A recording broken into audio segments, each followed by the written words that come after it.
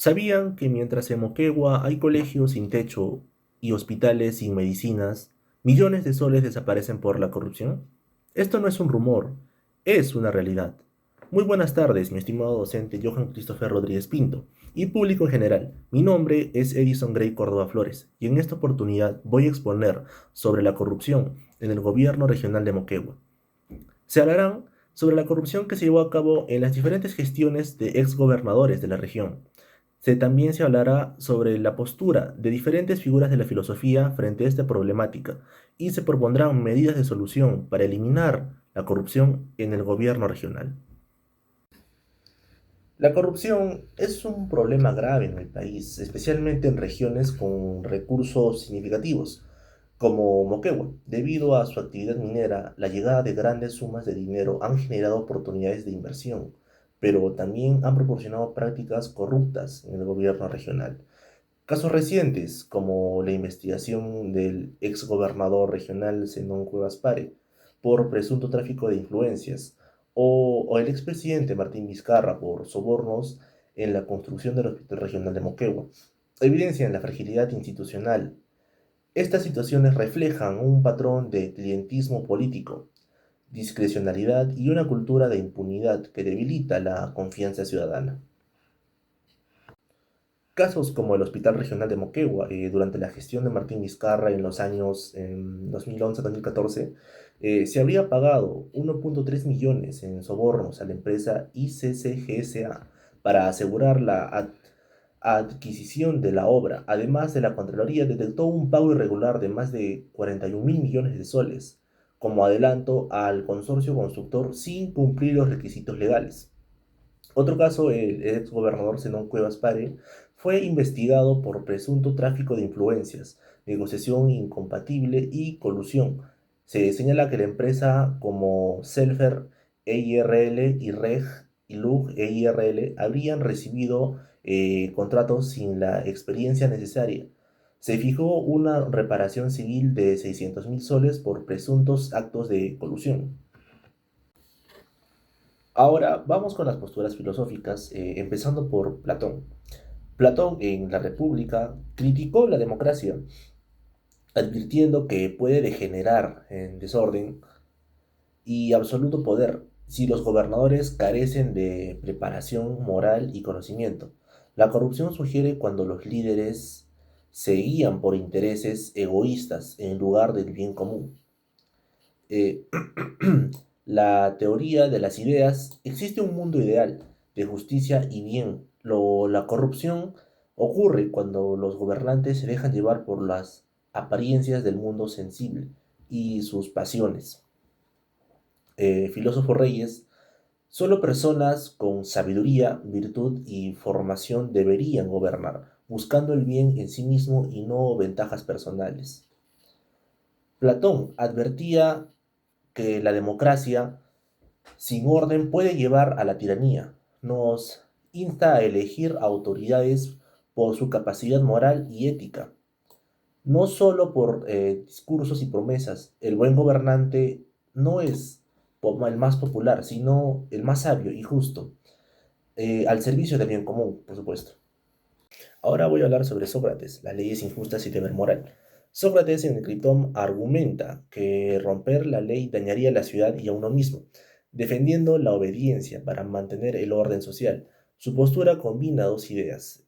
Uno, no responder el mal con el mal, y dos, que la obligación moral hacia la comunidad que nos formó. Sócrates decía que la ley mantiene el orden social, desobedecerla llevaría al caos. También decía que aceptar el castigo es un gesto ético consciente con su vida, priorizando la justicia personal.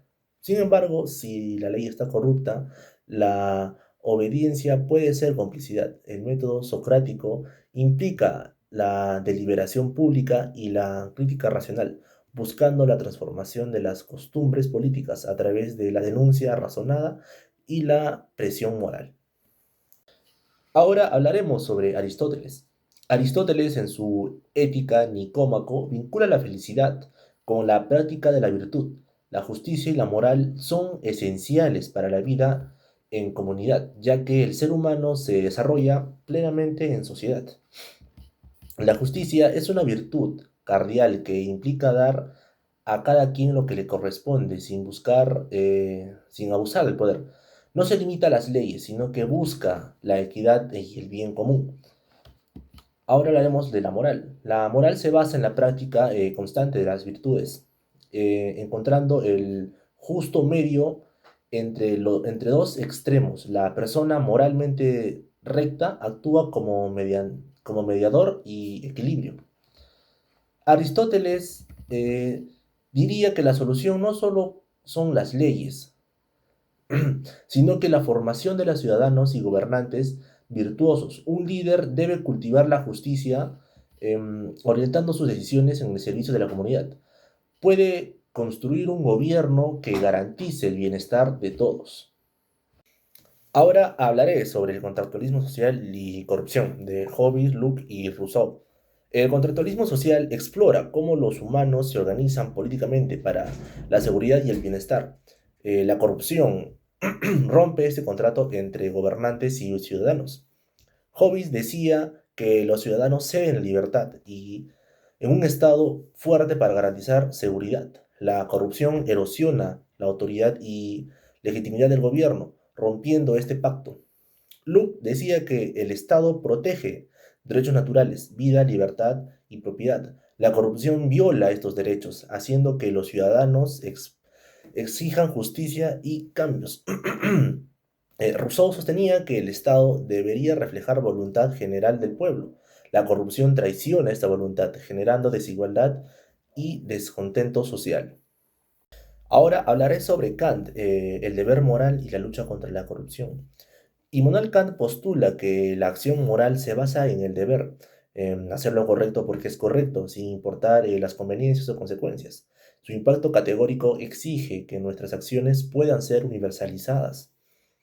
En el caso de Moquegua, la ética kantiana sugiere que no basta con sancionar. La solución radica en que cada persona, especialmente los líderes, internalicen el deber moral, actuar correctamente incluso sin vigilancia. Los gobernantes deben ser ejemplo de honestidad y responsabilidad. Kant enfatiza que la moral no depende del contexto social, sino de la responsabilidad humana. Cada individuo tiene la capacidad de elegir actuar correctamente, incluso en sistemas corruptos. La reflexión kantiana es clave si cada uno asumiera sus responsabilidades éticas. El mal uso de los recursos públicos sería menos frecuente. Y bueno, ahora hablaré sobre las conclusiones y las propuestas de solución. La corrupción en Moquegua es un problema multifacético, moral y ético, que rompe la confianza ciudadana y desvirtúa la función del Estado. Los filosóficos analizados coinciden que en la falta de virtud, la traición al contrato social y el incumplimiento del deber moral son sus raíces. Una de las propuestas de solución es que desde la escuela y en la universidad, para formar ciudadanos y líderes conscientes de sus responsabilidades, se debe educar de una buena forma y fortaleciendo los controles en las auditorías frecuentes y mecanismos de denuncia accesibles a la administración pública. Formación moral de gobernantes. Es uno de los requisitos principales, consideraría yo, para que los políticos, bueno, sean conscientes y tengan una muy buena moral para poder ejercer estos cargos. Bueno, eso sería todo de mi parte, mi estimado docente y público en general.